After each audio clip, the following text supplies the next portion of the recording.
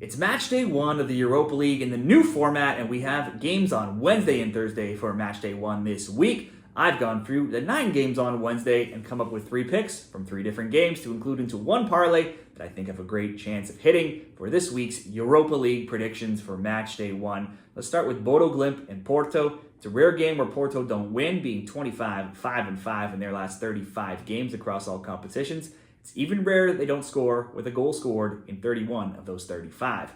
Bodo, Glimt's in pole position right now in Norway at 15-5-3. They've scored 53, allowed just 21. They've yet to lose at home, being 8-3-0, scoring 31 times, allowing just 8 goals. Now, playing away in a cold Norway stadium on a plastic artificial turf, that may hamper Porto's efforts here, even though they're clearly the better team. Bodo, though, could be out as many as 7 different players.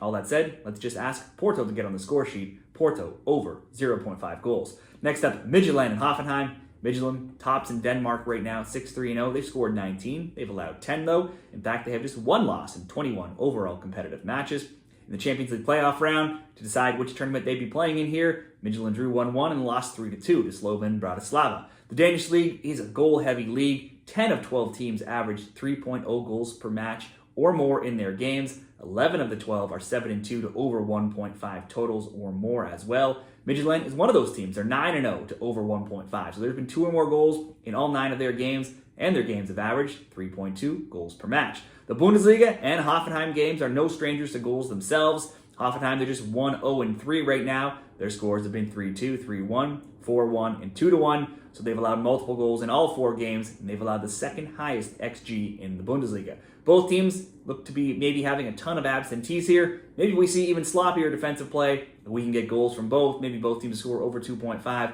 or at least over 2.5. Let's just ask for there to be 3 goals in this game. Let's go over 2.5. And finally, just to get us to right about even money, we'll go to the Galatasary PAOK game. Gal is first in Turkey, 6-0, outscoring their opponents 20-5. Usually, they always score, and if we look at their home Europa League games over the years, they've scored in 22 straight home Europa League games, going all the way back to 2008.